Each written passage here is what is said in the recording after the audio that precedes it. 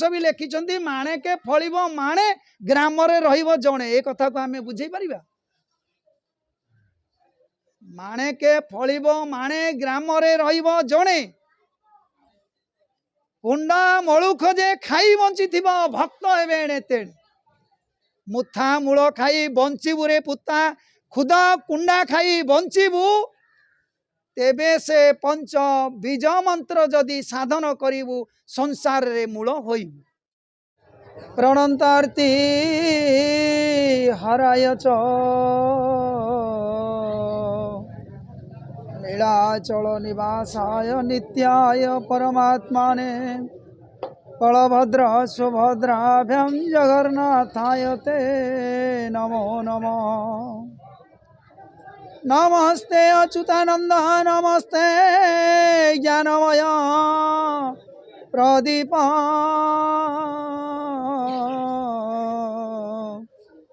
नमस्ते अनंत बलराम जसवंत जगन्नाथ शिशु अनंत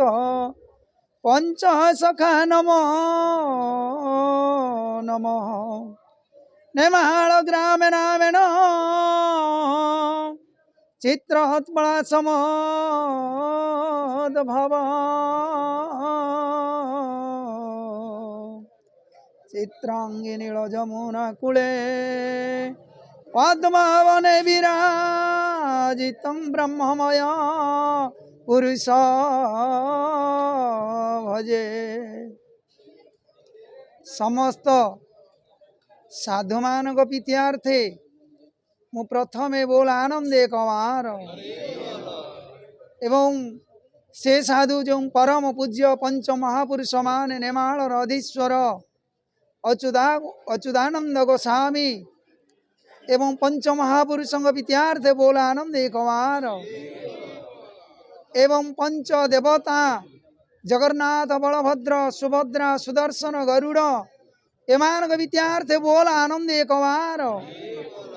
जगत भगत निमंते बोल आनंदे कमार समस्त साधु समाज देखो आज मो गहन रे मु तो ए नेमाल वन रे जिते बेले चारिपटे किछि रास्ता नथिला जिते बेले शिशु अवस्था ए भीतर को कई आसी पारंतिनी मध्य ए गोटे रास्ता थिला ए भीतर ठेला पेला है कि जाती से पछपटे अलिया है कि पड़ी थाए सेतबेलू मध्य मु परिक्रमा करी जेतेबेले बयस 10 वर्ष सेतेबेले मध्य परिक्रमा करी जा तो आज आम गहन रे जो माँ आज आदि शक्ति अच्छी मातृशक्ति जो मीरा माँ थरे मो आश्रम को जाइतिले एवं आमर ये वर्तमान यहाँ हूँ साधु गहन सुर बाबा अच्छा शिवस बाबा थिले अन्य बाबा मध्य ए न्यूज रु देखुची बाबा आसी आज उपस्थित अच्छा ये मध्य माँगर चैनल मध्य किछि ना किछि दैवी शक्ति कली जुगरे वर्तमान मु प्रथम कहबी जेटा हूँ साधु समाज आग विचार करंतु समस्त साधु माने साधु समाज केमिति कलमुष हबन आमे तो अनेक कथा कहिबा दिनटे कहिबा 4 दिन कहिबा मास मास कहिबा जो माने साधु सन्यासी होइछंती से जीवन जन्म जननी जठरू जन्म नेला ठारू मृत्यु समाधि नेला पर्यंत से कहब तार सरबन तेणु समस्ते आमे कौन करिबा ना समस्त ये साधु समाजर जेमिति कलमुष न हबो से भलिया आग विचार करिया दरकार जो आज एटा हूँ पद्मवन पीठरे एटा सप्तम साधु मेली जिते बड़े चैनल रे जाऊँगी षष्ठ साधु मेली एटा हूँ सप्तम साधु मेली आमे समस्त साधु समाज किए क्या चिन्ह न था कि कोटे किए आश्रम करिसेंती सी किछि कथा नहीं आश्रम हूँ गोटे साधु हूँ गोटे ब्रह्मज्ञान हूँ गोटे एवं शाखा हूँ अनेक तेणु किए कौन कहला तांको विषय मंतव्य न देकिरी साधु माने ये जीव उद्धार जो प्रथम माँ कहले मीरा माँ ये जीव उद्धार निस्तारण होगापाई साधु माने आग ज्ञान कौन तेणु आमे आमर निजक निजे ये सी कहला सी से कहला ये कहला ये चैनल रे बहुत दूषित तुम्हें मान हम तेणु आमे कौन करवा प्रथम ये जो पंच महापुरुष 5 जन जन्म नेले सीए ए संसार दिग्दर्शन दवापाई आम भागवत गीतार आग कह 4 प्रकार आम भक्त आरती अर्थाती जिज्ञासु ज्ञानी एवं भरत श्रवण हे भरत बसी अर्जुन ये संसार अनेक प्रकार भक्त जिज्ञासु अच्छा किंतु आंको भीतर श्रेष्ठ किए किंतु आमर ये श्रेष्ठ आवश्यक दरकार नाई छोट हो बड़ हो माँ छुआ वृद्ध बयस बालक शिशु समस्ते यहाँ हूँ साधु समाज तेणु कौन सी मंतव्य मालिका महापुरुष आगे मालिका कहीं रचना कले से मालिका रचना करिया पूर्व सी आग अष्टगुजुरी नवगुजुरी रचना करिसंती तापरे अमर जुमर संहिता लिखिचंती शून्य संहिता लिखिचंती भविष्यत मालिका लिखिचंती जुगाब्ध पराब्ध लिखिचंती आगत अनागत लिखिचंती भविष्यत लिखिचंती तांको मालिका रे सीए लिखि देकी जाइछंती तो आज आमे देखंतु आमे आज 2024 मसीहा प्रथम मासरे बसीचे प्रथम मासरु आरंभ करी वर्तमान तृतीय मास चली यही तृतीय मासरे जिते बेले मालिका को गवेषणा कई करू नथिले 19 मसीहा बात्या आपण जानिथिबे ता आगुरु जेतेबेले युद्ध विभीषिका होइतिला 62 मसीहा अमलरू मालिका कहउछन्ती आपण जार बयस 62 मसीहा रे हेइ नथिला से कोन एत कथा कहि परियो तेणु आमे कौन करिबा ना वर्तमान मीरा माँ कहले ये जीव केमिति निस्तारण हम गीता और भागवत गीतारे भी भगवान अर्जुन को बुझाइछन्ति भागवत रे भी षड संवाद अच्छी से मध्य षड संवाद अच्छी तो आम साधु समाज केमिति संसार भक्त माने केमिति संसार रे भलरे रहिबे आग साधु मानकर होची दायित्व किए कहा विषय कहबेनी कहले आपण माने दोषी हेबे कहीं कि ना देखंतु आगे विचार करंतु आमे कहूचे म्लेच्छ म्लेच्छ माने कौन म्लेच्छ होची आम घर परिवार प्रथमे म्लेच्छ आम पुओ नाती बहु कुटुंब ससुर सासु एमाने प्रथमे होउचंदी मेच्छ आंक मानकु आमे सजाड़ी पारु नाही कहीं सजाड़ी पारुने ना मु जदि घरर गोटे भल पंडित विज्ञान बाहरिली ताकू आउ 5 जन टुसुली करिवे उपाख्यान करिवे विभिन्न प्रकार कटु कथा कहिवे तेणु आमे ताकू आलोचना न करी आमे कहूचे जे ब्रह्म ब्रह्म महाब्रह्म निर्विकल्प पूर्णानंदमय हरि ज विदिते तस्य सर्व घटे विदित महापुरुष प्रथम लिखिछन्ति जे महापूर्णानंदमय हरि सर्व घटरे विदित ये समस्त घट होची ब्रह्ममय आउ एक ब्रह्म द्वितीय तो नास्ति नास्तेव नास्ति सर्वनास्ति संसार मंगलमय सबु नास्ति करिकी संसार मंगल करिया पाई आमे केवल साधु मानकर गान करिबा जे जोडी भूल कहब सेठे आमे ताकू अंकुश लगेबा एवं समाज को दिग्दर्शन दबा पंचमहापुरुषंकर जगन्नाथ संस्कृति सत्य सनातन आत्मावाद महापुरुष जगन्नाथ संस्कृति की बंचे की रखिया पाई मालिका गीता पुराण भागवत रे लिखिछन्ति किए पंचमहापुरुषंकर अन्यतम भक्त होउचन्ति जगन्नाथ दास जगन्नाथ दास घरे घरे तांको माँ को जेते बेले पुरी मंदिर अत्याचार करागले दक्षिणा नहीं आसीन बोली सी सेते बेले तांकर गोटे भक्त सांग थिला दिवाकर दास जगन्नाथ दास को जेते बेले तांको माँ को अपमान हैला सेतेबेले से कहले तू गोटे दास पुओ ही तुमर माँ पद्मावती जगन्नाथ मंदिर रे कटु कथा शुणिले तुम्हें गोटे पंडित पुओ ही कौन करुच तो सी से जगन्नाथ दास अति बड़ी नाम रे आज विदित। तेणु महापुरुष लिखिं ब्रह्म जो ब्रह्म आमे कहूचे ब्रह्म जमीती आमे चिन्हिबा काहाकू ना वायु खाली तो वायु होबनी पंचतत्व। आज जने जदि किए साधु आमको पचार आम ये कहीं बसीचे आम कौन उत्तर दवा आपण भीतर समस्ते सुरमा वरिष्ठ अच्छा मुझे बहुत वर्ष है देखुची से बसती जिते गगनानंद जी थे मु तो शिशु सन्यास मो गुरु सागर सी बहुत भाव परम ब्रह्म शिशुचंद महाराज तो सी आज 10 वर्ष है समाधि नहीं सारे किंतु आमे कौन करुचे ना आमर साधु हूँ छोट भक्त जड़े हो जदि जड़े छोट भक्त शिखा चाहूँगी आम ताकू शिक्षा दबा कौन दबा ब्रह्म ज्ञान। ब्रह्म तो छोटिया कथा नुह ब्रह्म को आम चिन्हवा आम जमी कहले आम चिन्हवा केमी आम तो निजक निजे चिन्हना पर को केतबेले चिन्हवा आम जदि 50 जन भक्त ये ठीक रे बसी पारानी आम मुंड एपट सेपट हम आउ 800 कोटी लोक केमी सारा विश्व आमे माने बुझेबा राम कृष्ण हरि बौद्ध जीशु 10 अवतार होइक आसिले कहीं बुझे पार्ले लास्ट होइक परशुराम गोटे जष्टि खंडे धरिले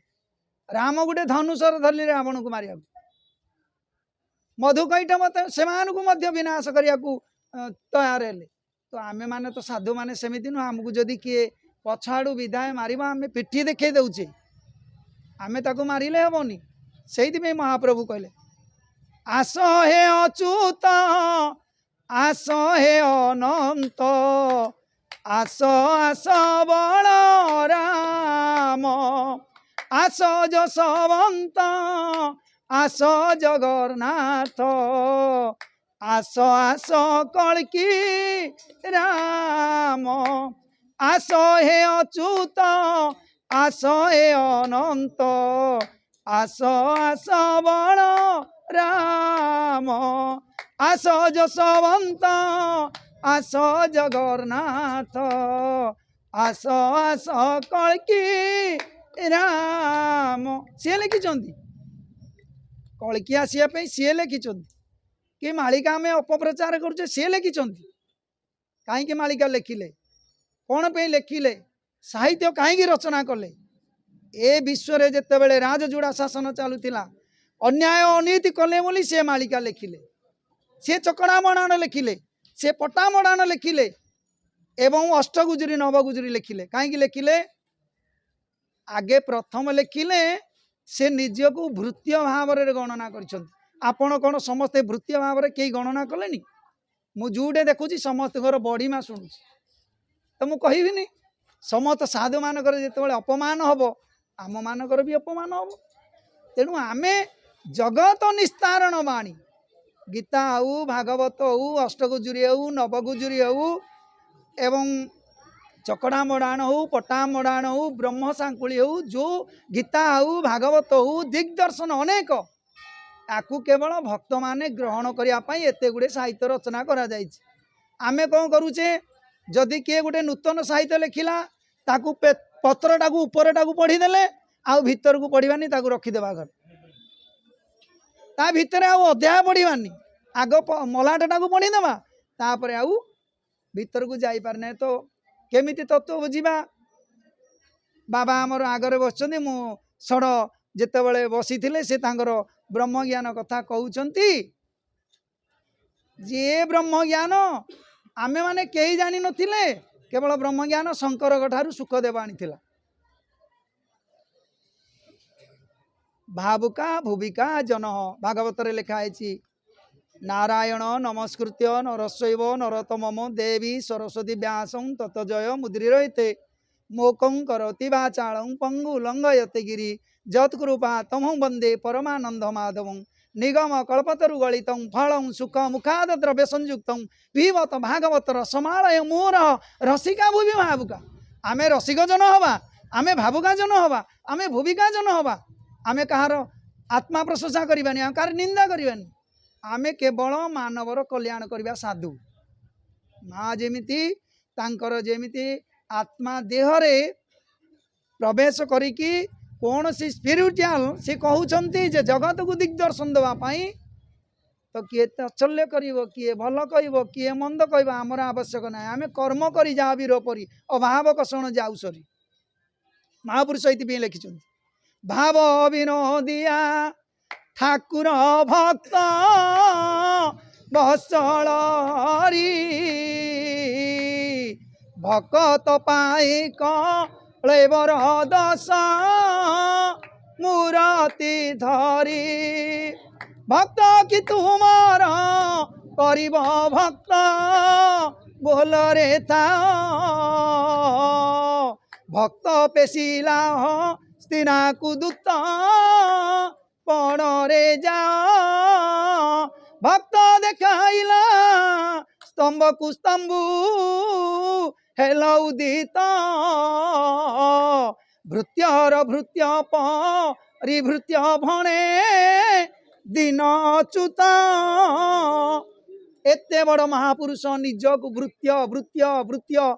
तीन जनकर भृत्यंकर पाद सेवा करने निजे कहते जो पाठरे देखिए मालिका हूँ अष्टगुजरी हूँ 84 जंत्र हूँ जोटे देखिए सबु बेले कहते साधु चरण को प्रणाम तो आमे कौन करवा ना जो साधु आमे आज बसीचे आमे कई क्या जमी न चिन्हीचे क्या मुखर न बाहर समस्त आमे समस्त को चिन्हीचे महापुरुष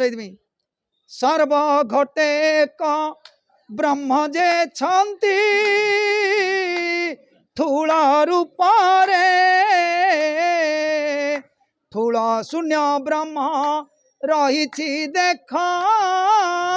नयन द्वारे बाबा कहते जे तुम्हें जदि ठूल शून्य को ब्रह्म को दर्शन कर आग नयन द्वार को ठीक कर आम म्लेच्छ हूँ आम आखिटा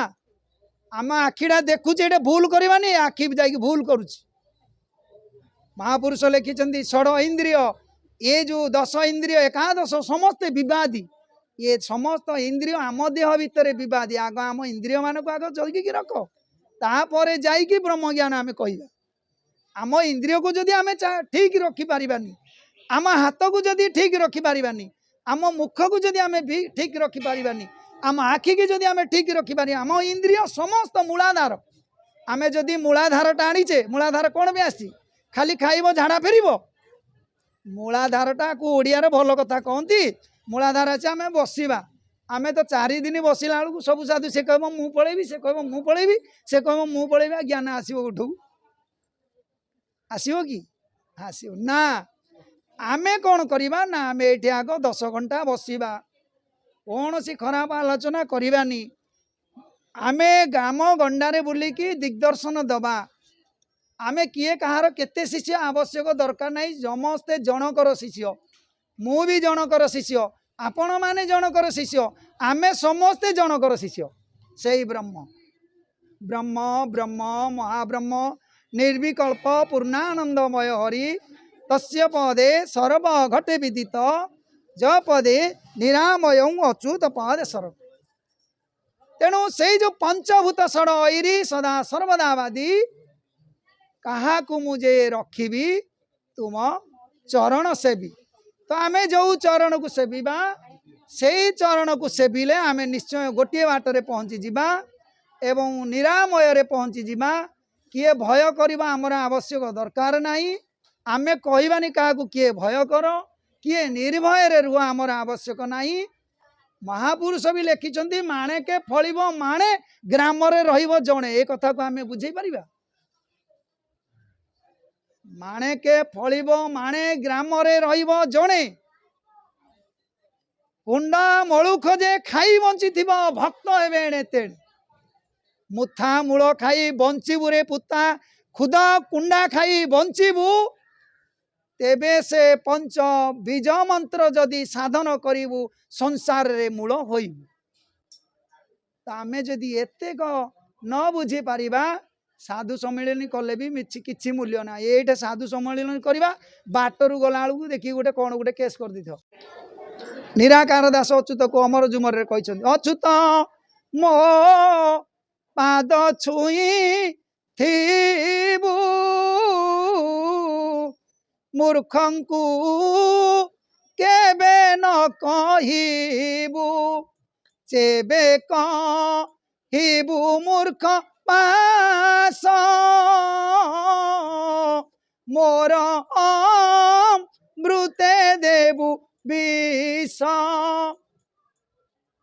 ନିରାକାର ଦାସ ଅଚ୍ୟୁତକୁ କହିଥିଲେ, ଅଚ୍ୟୁତ ରାମଦାସ କହିଥିଲେ, କହିଲେ ମୂର୍ଖ। ମୂର୍ଖ କିଏ? ଆମେ ଯଦି କହିବା ମହାପୁରୁଷ କହିଦେଇଛନ୍ତି ମୂର୍ଖ, କାହାକୁ ଆମେ ମୂର୍ଖ କହିବା? ଯିଏ ଦୁନିଆରେ କିଛି ନ ବୁଝିବ ତାକୁ ମୂର୍ଖ କୁହାଯାଏ। ତେଣୁ ମହାପୁରୁଷ କହିଛନ୍ତି ଅଗମ୍ୟ କଥା ଯିଏ ନ ଗମି ପାରିବ ତା ଆଗରେ କହିବନି, ଯିଏ ନ ବୁଝିବ ତା ଆଗରେ କହିବନି, ଯିଏ ବୁଝିବ ତା ଆଗରେ ହିଁ ପ୍ରକାଶ କରିବ। ଯଦି ଆମେ ଏଇଠି ବର୍ତ୍ତମାନ 200 ସାଧୁ ବସିଛେ ତ ସାରା ବିଶ୍ୱରେ ଯେଉଁ 850 କୋଟି ଅଛନ୍ତି ବିଭିନ୍ନ ପ୍ରକାର ଧର୍ମ ଜାତିକ ଯେଉଁମାନେ ଅଛନ୍ତି ସମସ୍ତେ ବ୍ରହ୍ମରେ ଅଛନ୍ତି, କିନ୍ତୁ ଭାଗ ଭାଗ ପାଟ ପାଟ ହେଇଯାଇଛି। କାହିଁକି ନା ମଣିଷ ଆମକୁ ତିଆରି କଲେ ଆମେ ନିଜେ ନିଜେ ପାଟ ପାଟ ହେଇଯାଉଛି। ଏଇଠି ଜାଣିଛନ୍ତି ନେମାଳ ବନର ଯେଉଁ ଅଚ୍ୟୁତ ଖାଁ ବୋଲି ତାଙ୍କର ମିତ୍ର ସମସ୍ତେ ଜାଣିଛନ୍ତି ନା ନାହିଁ? ସେ କେମିତି ଜଣେ ଅଚ୍ୟୁତଙ୍କର ମିତ୍ର ହେଇପାରିଲା, କିନ୍ତୁ ଆମେ ଜଣେ ସାଧୁଙ୍କର ମିତ୍ର ହେଇପାରୁନି। ତେଣୁ ମୁଁ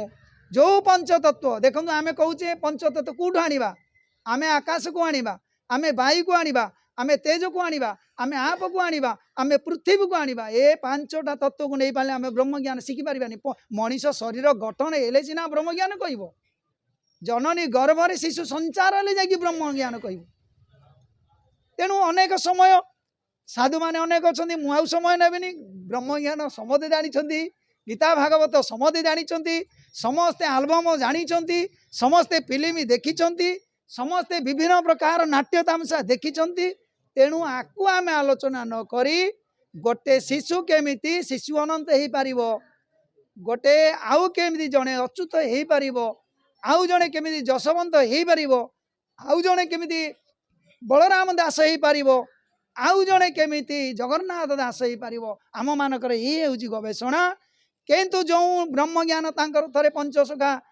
ବିଭ୍ରାଟ ହେଲା ପୁରୀରେ ରାମ ନାମ ଶବ୍ଦକୁ ନେଇକି, ତାଙ୍କର ଯେଉଁ ହରିନାମ ସଂକୀର୍ତ୍ତନ ଆଜି କଳି ଯୁଗରେ ଚାଲିଛି, ସିଦ୍ଧ ମହାରଙ୍ଗ ପୀଠଙ୍କୁ ନେଇକି ପୁରୀରେ ତାଙ୍କୁ ଚୈତନ୍ୟ ଦେବ ନିମାସା କରି